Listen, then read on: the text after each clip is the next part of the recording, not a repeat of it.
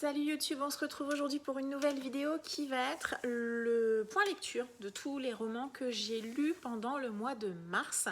Mois qui a été principalement consacré au challenge Mars au féminin. Donc l'objectif de ce challenge est de mettre les autrices à l'honneur. Donc j'ai lu majoritairement des autrices, pas que, mais grande majorité d'autrices. On va démarrer tout de suite parce que le mois de mars a été pas autant que le mois de février, mais plutôt assez prolifique. On va démarrer par un roman qui m'a un peu déçue, clairement. C'est La Reine des Ombres de Tricia Levenseller, publié chez Hugo Stardust. Alors honnêtement, on va pas se mentir, j'avais quand même vu pas mal d'avis mitigés au moment de démarrer ma lecture, mais bon, rien ne vaut de se faire son propre avis. Effectivement, ici on va faire la rencontre d'un personnage féminin qui s'appelle Alexandra. Alexandra, elle ne croit plus à l'amour, elle ne croit plus à rien. Elle a un objectif, elle veut devenir la reine du royaume et pour ce faire, elle veut essayer de se faire remarquer du roi actuel pour qu'il puisse l'épouser. Et une fois qu'il l'aura épousé, eh bien, elle le tuera. Voilà, comme ça, elle pourra diriger le royaume comme elle l'entend sans forcément avoir besoin d'un homme. Alors, la lecture fut pas désagréable, hein, pas du tout, c'est assez fluide, c'est plutôt agréable à lire. Par contre, alors c'est un one shot, donc ça c'est plutôt cool, c'est de la romantasy, clairement. Je trouve que dans ce roman, en tout cas, contrairement à un autre que j'ai lu un petit peu après, je trouve que l'autrice, ça va trop vite. Globalement, ça va trop vite. Je trouve que l'autrice, elle utilise des facilités, des confiances, des amitiés comme ça, qui arrivent en un claquement de doigts. Par exemple, un personnage qui se rencontre pour la première fois. En gros, au bout de 15 minutes, elles se racontent toute leur vie, elles sont meilleures amies.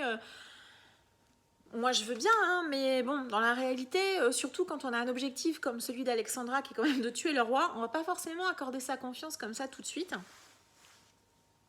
Donc j'ai trouvé que, notamment dans les relations qu'ils vont créer avec d'autres personnages, ça va un peu vite. Le personnage d'Alexandra en lui-même, bon, je trouve moi qu'il est plutôt antipathique, je ne l'ai pas trouvé très sympathique, très attachante plutôt. Elle n'est pas... je trouve qu'elle n'est pas aimable, si vous voulez. Elle n'est pas... je sais pas. Moi, en tout cas, moi, elle ne m'a pas plu. Je ne l'ai pas particulièrement aimée. Comme je disais, ça se lit très très bien. Il y a quand même pas mal de dialogues. C'est assez aéré. Hein, voilà, typiquement. Bon, voilà, c'est pas... ça se lit plutôt très très bien. Et je trouve, en plus de ces histoires de relations qui se créent, qui se nouent hyper vite, je trouve aussi que, ça je le regrette un peu, l'autrice elle exploite pas du tout son univers. Et ça m'a un petit peu manqué. Je trouve qu'on a un manque de profondeur dans l'univers proposé, dans la construction de l'univers, mais également dans les différents personnages qu'on rencontre, dans la relation qui va s'instaurer entre Alexandra et le roi. L'histoire d'amour, j'y ai très moyennement cru. Finalement, cette histoire d'ombre, ben, elle l'évacue, je trouve, un peu facilement. Bref, voilà, ça n'a pas été une lecture désagréable, c'est sympathique, ça se lit bien, voilà. Mais j'avoue que j'ai quand même levé les yeux au ciel à de nombreuses reprises. Même si c'était pas un calvaire de le lire, pas du tout, hein, c'est clairement une lecture dispensable et que j'oublierai, je pense, très très vite. Seul point positif, je trouve, dans ce roman, c'est qu'il y a quand même pas mal de messages plutôt féministes qui sont posés. Mais voilà, ça sauve pas tout. Voilà, moi je trouve que ça ne sauve pas tout, loin de là, et que voilà, je pense que clairement, je l'ai lu très vite, mais je risque de l'oublier tout aussi vite. Voilà, il y a un nouveau roman de l'autrice qui est sorti. Je vois des avis un peu meilleurs que sur celui-ci. Voilà, on verra bien, mais voilà, moi c'est clairement une petite déception. Un autre roman que j'ai lu, donc toujours pour Mars au féminin, mais également parce qu'il faisait partie des sélectionnés du PLIB, alors sachant qu'il était dans la catégorie jeunesse, qui n'était pas ma catégorie, puisque moi je suis dans le jury adulte. J'ai lu Into the Deep de Sophie Grisel, c'est publié chez Snack, c'est un roman que j'ai vu pas mal tourner l'année dernière, je crois. Notamment, je l'avais vu chez Armance Around the Corner sur Livre Addict, pas du tout, sur Instagram, qui avait adoré ce roman. Moi, j'avoue que j'ai passé plutôt un très bon moment aussi. Ici, on va faire la rencontre de Sam Luzarch, un jeune océanologue qui a une vie très très très compliquée. Il va... Est-ce que je vous le dis ou pas? Oui, allez.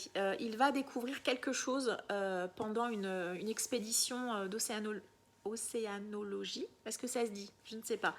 Bref, pendant une expédition maritime, il va découvrir quelque chose et ce quelque chose va bouleverser sa vie à lui, mais pourrait également bouleverser l'ensemble de la planète.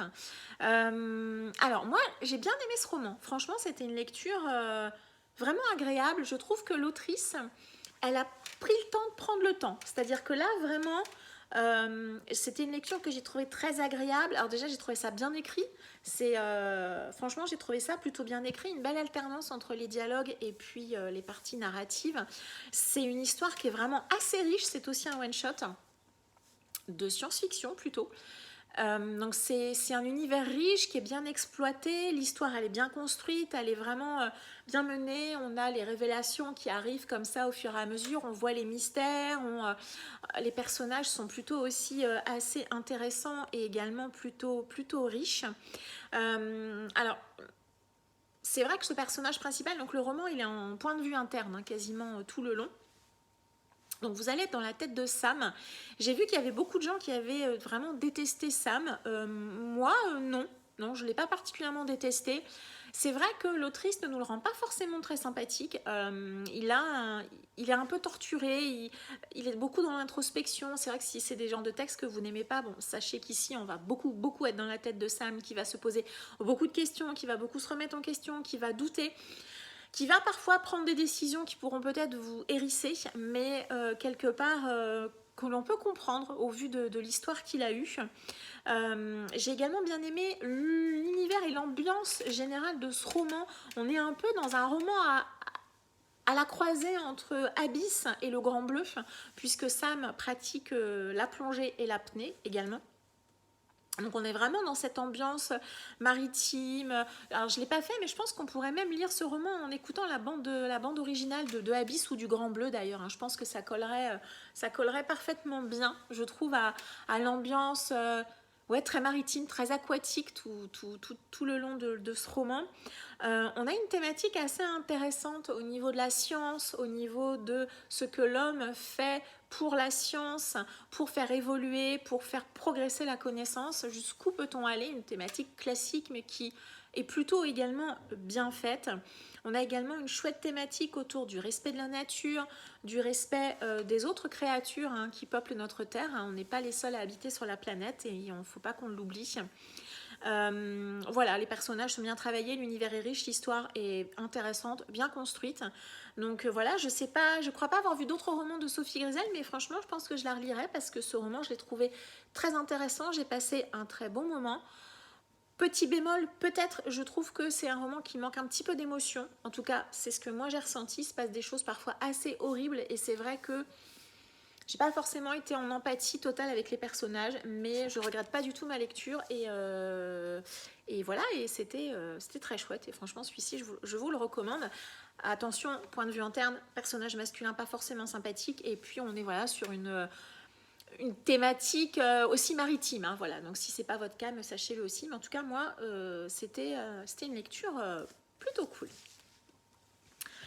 Ensuite, je suis partie dans un thriller. J'ai lu Désordre de Penny Hancock, publié au livre de poche. Ici, on va faire la rencontre de Sonia, une jeune femme qui habite à Londres. Elle a la quarantaine. Elle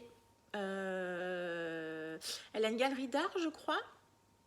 En tout cas, elle travaille dans le milieu artistique et son conjoint travaille également dans le milieu artistique et il a beaucoup de déplacements à travers l'Europe. Donc là, elle est toute seule dans cette maison à Londres, une maison familiale qui appartient à sa famille, à elle.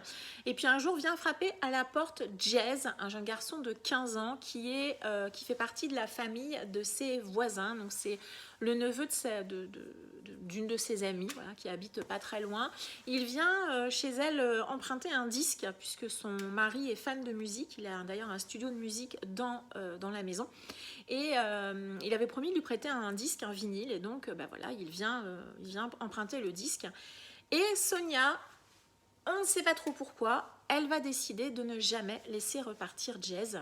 Et donc ce roman, c'est l'histoire eh bien, de la séquestration de Jez, de l'histoire de Sonia, de son enfance à son âge adulte, puisqu'on va finir par découvrir toute sa vie, tout ce qui s'est passé, qu'est-ce qui l'a amené à prendre cette décision-là, et quelles vont également avoir les conséquences de cette décision.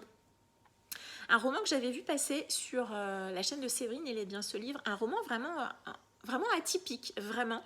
Globalement, à nouveau, plutôt une bonne lecture, une histoire que j'ai trouvée assez originale. Cette femme qui va décider de séquestrer ce jeune garçon. Et voilà, et pour une raison, pour une et des raisons qu'on finira par comprendre. On est également en point de vue interne, également beaucoup dans l'introspection dans la tête de Sonia. Un personnage, Sonia, que j'ai trouvé assez antipathique, je n'ai pas également beaucoup apprécié. L'histoire, elle est bien menée, elle est haletante, elle est addictive. Je trouve quand même vers le milieu un petit peu de longueur, mais voilà, ça reste un roman qui s'est lu très bien. Alors, une ambiance que j'ai trouvée un petit peu similaire à La fille du train.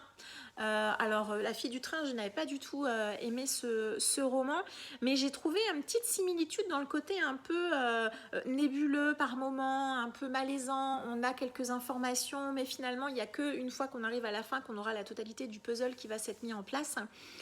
Donc voilà, vraiment, je ne sais pas pourquoi par moments j'ai pensé à ce roman, à La fille du train de Paula Hawkins. Alors, peut-être également parce qu'on est en point de vue interne féminin, une femme qui est en souffrance, peut-être aussi dû à ça, bien que l'histoire n'ait rien à voir, elles n'ont rien à voir l'une avec l'autre. Mais voilà, je sais pas, dans l'ambiance générale, dans peut-être effectivement le fait que ça soit une femme qui raconte cette histoire. Et puis une ambiance générale assez sombre, assez glauque, assez malaisante, voilà, quelque chose d'assez noir. Et voilà, donc une lecture que j'ai plutôt apprécié. Je pense que si j'ai l'occasion, je relirai d'autres livres de l'autrice. Voilà, je vous le recommande également si vous ne l'avez jamais lu parce que c'était plutôt chouette. Alors c'est toujours un peu étrange sur des thrillers de dire qu'on a trouvé ça plutôt chouette, plutôt cool. C'est pas des trucs très joyeux souvent, mais il n'empêche que voilà, j'ai retourné dans ma lecture avec plaisir et j'ai passé un très chouette moment.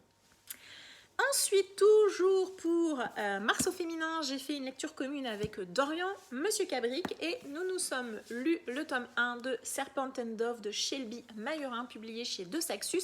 C'était pas prévu, mais finalement, je pense qu'avec Dorian, on essaie de se lire à peu près un de Saxus par mois, et également d'avancer et de terminer les sagas qu'on a en commun de chez De Saxus.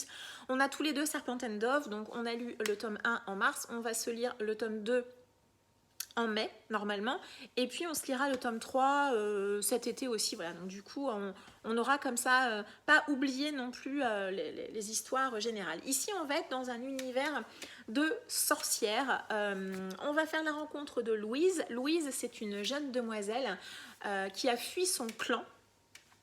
Et par un concours de circonstances, elle va rencontrer un chasseur qui s'appelle Red. Et ils vont se retrouver dans une situation un peu particulière qui va les obliger à devoir cohabiter pendant un petit moment. Au début de Serpent and Dove, j'étais un petit peu perdue parce qu'en fait on va vraiment suivre Louise et on va donc découvrir que l'univers dans lequel elle évolue, c'est finalement un univers dans lequel les sorcières sont chassées par des chasseurs. L'organisation des chasseurs ressemble beaucoup à une espèce d'inquisition et ces sorcières, eh bien, elles sont effectivement, comme on peut l'imaginer, comme on a eu dans notre époque de la chasse aux sorcières, elles sont chassées et quand elles sont découvertes, elles sont brûlées. Donc on est dans un espèce de mix d'univers fantasy qui utilise un petit peu le même principe que l'Inquisition, mais là on est vraiment sur des femmes qui ont des vrais pouvoirs de sorcières. Voilà. On est dans cet univers-là. Donc, globalement, j'ai beaucoup aimé l'univers proposé par l'autrice, un petit peu frustrée parce que sur ce tome-ci, je trouve que l'autrice, elle axe vraiment son roman beaucoup sur la relation qui va s'instaurer entre Louise et Red. Le roman, je trouve, il tourne vraiment une grosse partie autour de cette relation qui s'installe. Par contre, alors, du coup, forcément, si vous accrochez pas à cette relation, je pense que le roman vous plaira pas. Moi, c'est pas ce que j'ai préféré, mais ça ne m'a pas déplu. J'ai trouvé que l'autrice, elle gérait bien cette relation parce que finalement, elle arrivait plutôt bien à prendre son temps. Voilà, dans l'histoire qui va s'installer entre ces deux personnages qui sont quand même à l'opposé, hein, une sorcière et un chasseur. C'est un peu Roméo et Juliette quand même. Et finalement, il va falloir que chacun fasse tomber les barrières qu'il a et ça se fait pas en un claquement de doigts. Et je trouve que pour ça, l'autrice, elle s'en sort plutôt bien. Il y a 2-3 fois, j'ai un petit peu tiqué sur la rapidité à nouveau des choses, mais je trouve que globalement, elle le fait plutôt bien. Donc cette relation qui s'installe et qui va vraiment être le cœur de ce tome 1, elle est plutôt cool. On a une fin qui est un peu rapide, je trouve, mais presque, je sais qu'arrivé quasiment à la fin avec Dorian, on s'était fait la réflexion que presque on aurait pu être sur un tome 1. L'autrice, elle arrive à nous proposer des choses pour aller sur un tome 2 et un tome 3, qu'on va donc lire et que je vais les lire avec beaucoup de plaisir, je pense. J'aurais aimé avoir, je pense, plus d'informations sur l'ensemble de l'univers. Voilà, mais voilà, globalement c'était une lecture plutôt très très cool, quelques événements prévisibles, une histoire qui prend son temps, une histoire d'amour j'entends qui prend son temps, des belles thématiques en fond je pense aussi. Et voilà, donc je lirai le tome 2 avec beaucoup de plaisir, on se le fera en LC également avec Dorian, et voilà, j'ai hâte de voir ce que ça va donner par la suite. Pour le moment, on est très très loin, en tout cas de mon côté, des énormissimes coups de cœur que j'ai vu passer sur les réseaux. Pour moi, ça a été juste une bonne lecture, et c'est déjà plutôt pas mal. Ensuite, j'ai lu un roman qui n'était pas dans ma palle, mais j'avais besoin d'une petite lecture pour faire le lien avec une lecture commune, et j'ai donc sorti un tout petit livre. J'ai lu un Marie Neuser, Je tue les enfants français dans les jardins, c'est publié chez Pocket. Je n'avais jamais lu l'autrice, une autrice qui est connue, je pense, en tout cas dans mon esprit, qui est une autrice un peu trash, un peu dure dans ce qu'elle écrit, et ici on est quand même dans quelque chose d'assez compliqué. Au vu du titre, quand même, on peut s'en douter. On va rencontrer Lisa. Lisa, elle est professeure d'italien dans un collège. Elle est arrivée il y a peu, je crois, dans ce collège-ci. Et au début, c'est assez terrible. Hein. Marie Neuser nous décrit, je pense, le quotidien d'une enseignante dans une classe très, très, très, très, très difficile. Et ce qui est terrible quand vous lisez ce texte, c'est que vous vous dites qu'il y a des enseignants qui vivent sûrement ce que vit Lisa. C'est-à-dire que c'est terrible de réalisme. Elle est toute seule, elle est abandonnée, elle veut bien faire, mais personne ne l'écoute, personne ne l'aide. Moi, j'étais en empathie complète, clairement, avec Lisa. Hein. Elle vit un harcèlement sexuel, harcèlement de violence, de colère. Mais c'est sa solitude et son isolement, en fait, qui m'a fait le plus mal, puisque elle est arrivée en ayant des valeurs d'enseignante, en voulant faire un certain nombre de choses, et elle n'y arrive pas parce que dans cette classe, c'est tout bonnement impossible. Jusqu'où peut-elle résister vraiment dans cette classe? C'est un excellent roman noir, c'était hyper addictif. Alors on a des chapitres, mais c'est même plus court, quoi. C'est ultra court. Voilà. Chapitre 23, ça fait ça et ça, c'est le chapitre 23. Donc forcément, je l'ai lu à la vitesse de l'éclair. C'est impactant, c'est dur, mais en même temps, ça a un côté très très réaliste qui est extrêmement glaçant et qui dépeint, je pense, vraiment vraiment la réalité que peuvent vivre certains enseignants. Et c'est assez terrible, vraiment vraiment assez terrible. J'ai beaucoup aimé ce titre. Et voilà, il y a notamment Prendre Lily, dont j'ai entendu également beaucoup de bien. Et voilà, j'espère avoir l'occasion de tomber dessus un jour, et je lirai du Marie Neuser, c'est sûr, parce que ce titre-ci a vraiment été une excellente lecture. On peut même aller à dire une claque dans ma tête, clairement. Tout à l'heure, je vous ai montré un roman de romantasy qu'on a vu beaucoup tourner et qui m'a un petit peu déçu. Et là, je voulais vous parler d'un autre roman romantasy qu'on a beaucoup moins vu tourner, mais que j'ai pour le coup beaucoup aimé. C'est celui-ci, Girl, Serpent and Thorn de Melissa Bachardost, aussi chez Hugo Stardust, voilà, avec cette très très jolie couverture que j'ai lu en lecture commune avec Cathy. Alors à la base, c'était pas du tout celui-ci qu'on devait lire ensemble, mais je crois que Cathy, de mémoire, elle a eu un petit souci à la livraison, et puis finalement je lui ai dit, écoute, regarde dans ma pile à lire, si tu trouves un titre qui te branche, on y va. Elle a choisi celui-ci et elle a bien fait, parce que franchement, c'était une excellente lecture, vraiment. Je crois que Lucas avait démarré cette lecture avec nous, mais bon, finalement, il nous a lâchés en cours de route. Ici, on va faire la rencontre de Soraya. On est dans un univers un peu fantaisie orientale, on va dire. Donc Soraya, elle vit complètement isolée de sa famille parce qu'elle a la capacité, suite à une malédiction, de tuer quelqu'un par le toucher. Et forcément, voilà, sa mère a choisi de l'isoler, donc elle va vivre voilà, complètement loin de tout le monde, dans un palais qui lui est entièrement dédié. Et elle a une passion également pour les roses, et voilà, elle les fait pousser avec beaucoup de tendresse et de réussite. Un jour, sa mère va venir la voir et va lui annoncer que son frère va se marier. Et voilà, c'est le début de l'histoire, et suite à ça, on va voir bien évidemment tout un tas d'événements.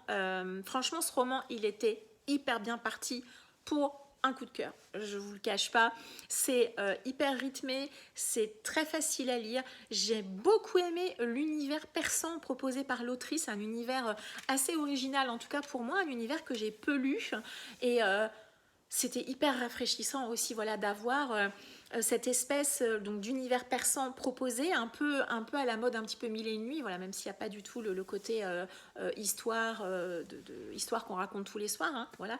Et l'autrice, elle s'inspire également de pas mal de contes et de légendes, et on les voit en fait, on les devine dans le roman, et j'ai trouvé que c'était vraiment super bien fait. Donc un roman que j'ai trouvé rafraîchissant, agréable, très intriguant sur le début. Au niveau de la moitié, il y a une grosse partie qui tourne un peu autour de la romance, et là j'avoue que j'ai un petit peu décroché, donc je me suis dit oh, dommage, le coup de cœur il sera pas là. On est quand même resté tout du long sur une très très bonne lecture, vraiment. On a une grosse partie romance, voilà, sur la deuxième partie de l'histoire, qui m'a un petit peu moins intéressée. Une romance sur lequel j'ai trouvé à nouveau un petit peu de rapidité, un petit peu manque de profondeur, à nouveau qui reste un petit peu en surface. Et puis une fin, à nouveau, un dernier tiers de l'histoire, à nouveau hyper dynamique, il se passe plein de choses, il y a beaucoup d'événements, de retournements, de révélations, de choses comme ça. Et vraiment, c'était une super lecture, à nouveau, assez addictif, mais vraiment... l'univers, il m'a vraiment beaucoup plu. Les personnages, notamment Soraya, je l'ai trouvée forte, mais en même temps...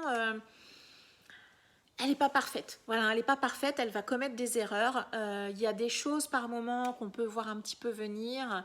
Moi, je choisis toujours de me laisser porter, donc entre guillemets, je ne réfléchis pas particulièrement quand je lis. Donc j'ai aussi, je pense, la même naïveté que les personnages par moment. Donc il y a peut-être certains événements que vous, lecteurs, vous allez voir venir. Moi, ce n'est pas mon cas. Je me suis laissée berner à plusieurs reprises, mais c'était à chaque fois, c'était bien vu. Enfin, franchement, c'était une très très chouette lecture, et franchement, je peux que vous la recommander. Je trouve ça vraiment dommage qu'on ne l'ait pas vu plus tourner sur les réseaux, parce que si Sorcière de l'ombre, Sorcière des ombres, j'ai même déjà oublié le titre, La Reine des ombres, comme je disais, on l'a beaucoup vu tourner, et finalement, lecture plutôt moyenne. Celui-ci, je l'ai beaucoup moins vu tourner, et je trouve qu'il est de meilleure qualité, franchement, notamment au vu de l'histoire proposée, et voilà, et de l'univers qui est un petit peu plus atypique que La Reine des Ombres. Bref, vous avez compris, j'ai beaucoup aimé Girl, Serpent and Thorn, et je ne peux que vous le recommander, et merci à Cathy de m'avoir accompagnée sur cette lecture. Quand tu veux, on remet ça, parce que là, c'était vraiment super chouette. Ensuite, une autre lecture commune, et celle-ci, je dois tous vous remercier, puisque j'ai lu Traqué de Andrew Fukuda, le tome 1, Cessez d'être la proie, devenez le chasseur, publié chez Michel Lafon. Et pourquoi je dois vous remercier? Parce que c'est un des romans que vous avez choisi dans les reliques à lire de l'année. Donc c'est un livre qui est chez moi depuis 2016, c'est vous qui me l'avez choisi, et franchement... bonne pioche, vraiment bravo, bonne pioche. Donc je l'ai lu en lecture commune avec Virginie, grand merci à elle de m'avoir contacté pour le lire, sachant qu'au moment où je tourne la vidéo, non seulement on a lu le tome 1, mais on a aussi lu le tome 2, et on a prévu le tome 3 tout début mai, hein, pour vous dire qu'on a vraiment toutes les deux beaucoup aimé ce tome-ci. Mais pourquoi est-ce que cette série, on ne la voit pas plus tourner non plus? Franchement, elle date de... j'ai bien fait mon travail, elle date de 2012, donc elle a 20 ans. Elle a 20 ans, pas du tout, elle a 10 ans, mais elle est vraiment de très bonne qualité. Même encore pour maintenant, on pourrait croire qu'au bout de 10 ans, elle est un peu passée comme certains titres, mais pas du tout. On fait la rencontre de Jean. Jean, c'est un jeune garçon qui est un des derniers êtres humains sur Terre, puisque bien, les êtres humains ont quasiment disparu, et ils ont été remplacés par... des créatures, on ne sait pas trop quel genre de créatures c'est, des créatures qui ne vivent que la nuit. Et Jean, il a réussi à eh bien, se faire passer pour ces créatures depuis sa plus tendre enfance. Et chaque décennie, le gouvernement dans cet univers, hein, il organise un énorme jeu, un peu à la mode Hunger Games, si vous voulez, hein, où une poignée de créatures vont pouvoir réaliser une traque et eh bien, courir et tuer les quelques êtres humains qui auront été élevés pour ça. Donc, on va suivre ce personnage. J'ai adoré ce roman. Vraiment, c'était super. Très très bon rythme, hyper anxiogène, ultra addictif. L'univers, il est peu développé. C'est vrai que on reste un peu sur notre faim, en tout cas pour ma part, parce que j'avais beaucoup de questions à la fin de ce tome 1, mais que s'est-il passé? D'où viennent ces créatures? Que sont-elles?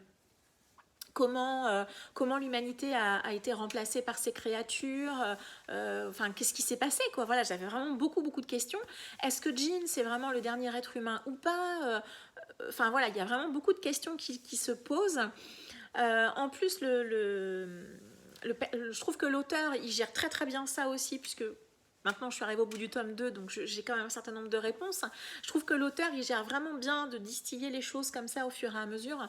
Je me rends compte de plus en plus que je ne suis pas très fan des auteurs qui nous maintiennent le suspense des tomes et des tomes pour vous dire attention, vous allez voir ce que vous allez voir, parce que souvent avec moi ça fait plouf. Et là pas du tout, là on a vraiment un tas de choses qui arrivent au fur et à mesure, énormément de suspense, vraiment c'était une super lecture. J'ai bien aimé aussi que notre personnage principal, Jean, c'est pas un super-héros quoi. Voilà, il veut juste essayer de survivre. Alors par moments, il n'est pas très sympathique parce qu'en fait, il prend des décisions qui le font apparaître lâche ou égoïste. Mais quelque part, finalement, c'est beaucoup plus réaliste pour le coup, parce que moi, je suis pas certaine que déjà, si j'avais réussi à survivre dans un univers comme ça, est-ce que je prendrais pas les mêmes décisions que lui simplement pour survivre? Et ça m'a beaucoup plu. Des retournements, des révélations, voilà, c'était vraiment très très chouette. Plutôt original et à nouveau, vraiment, je pense que je vais l'appeler comme ça, ce point lecture. Mais pourquoi ne les voit-on pas plus? Pourquoi ne voit-on pas plus traquer? Alors c'est vrai que quand j'ai publié sur Insta que j'allais démarrer ce roman, j'ai eu beaucoup de gens quand même qui sont venus me voir pour me disant que c'était une super trilogie.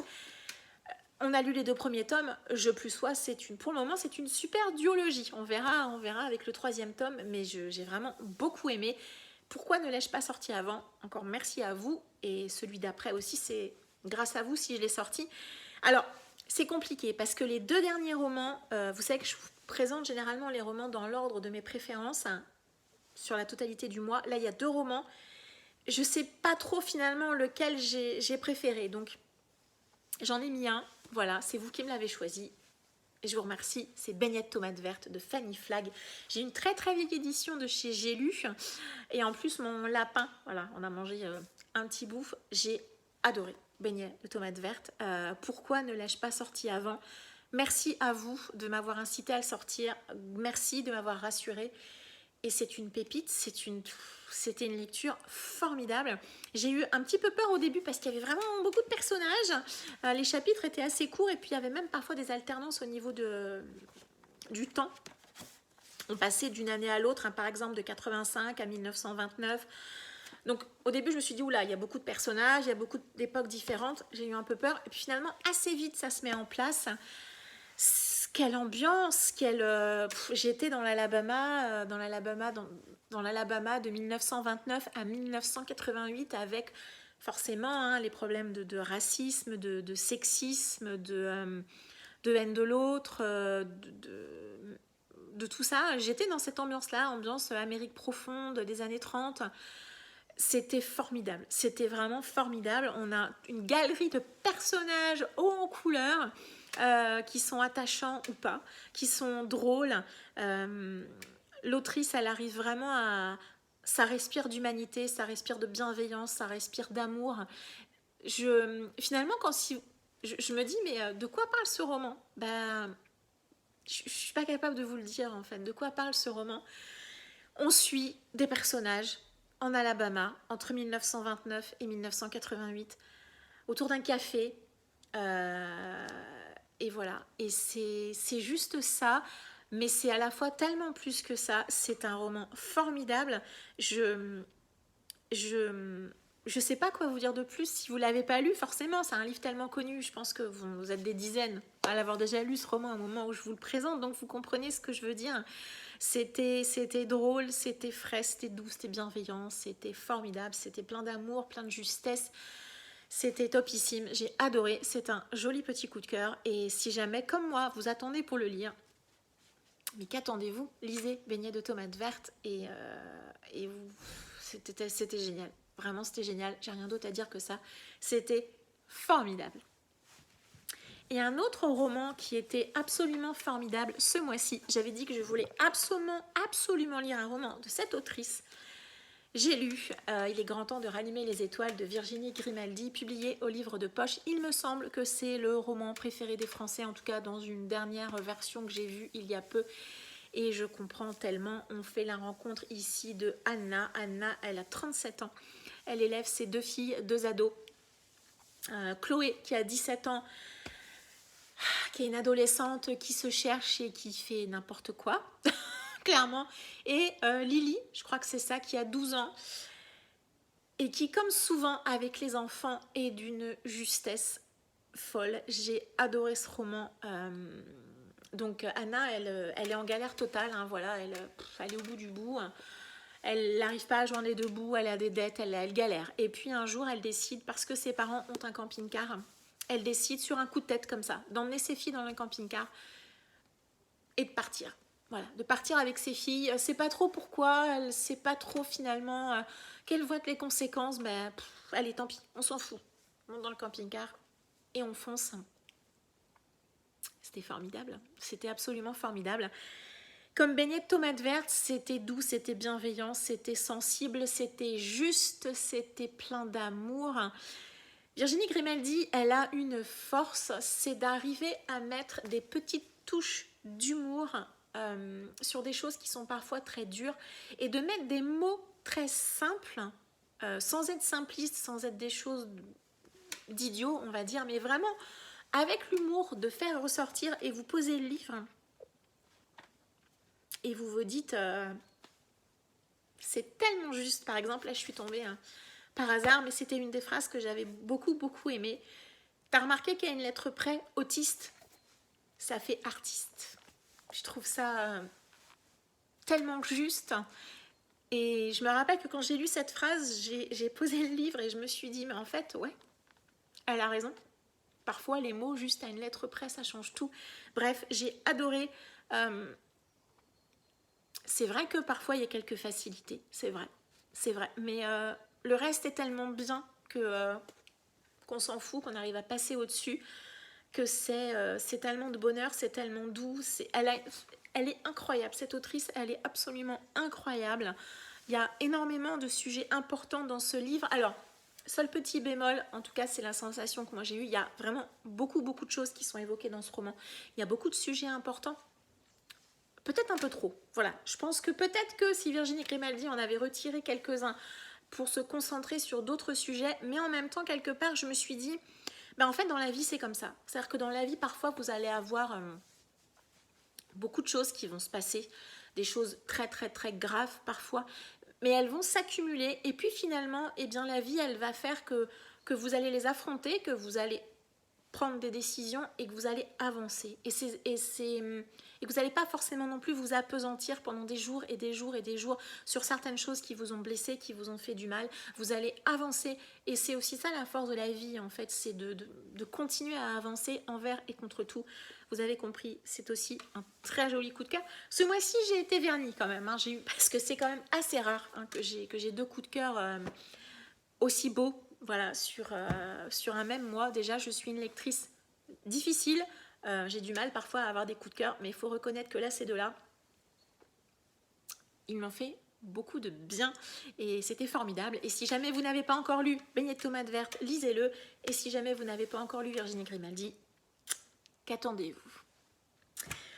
Voilà, c'est comme ça que se termine ce point lecture du mois de mars, encore assez long. J'ai essayé d'aller assez vite, de ne pas passer trop de temps. Comme d'habitude, il y aura tôt ou tard, de toute façon, plutôt tard que tôt d'ailleurs, hein, des chroniques sur Instagram pour chacun de ces romans. Je vous remercie beaucoup de m'avoir suivi. N'hésitez pas à m'indiquer en commentaire si vous aussi vous avez plutôt beaucoup lu au mois de mars, ce que vous avez lu pour mars au féminin. Est-ce que vous avez fait des lectures communes? Moi, elles ont été plutôt très réussies ce mois-ci. Merci à mes comparses. Et puis voilà, et puis si vous avez lu les romans que j'ai lus, que je vous ai présenté en tout cas pendant ce point lecture, et que vous soyez du même avis que moi ou pas du tout, n'hésitez pas également à me le partager en commentaire. Je vous remercie de m'avoir suivi jusqu'ici. Je vous souhaite de très très agréables lectures et je vous dis à très bientôt. Ciao.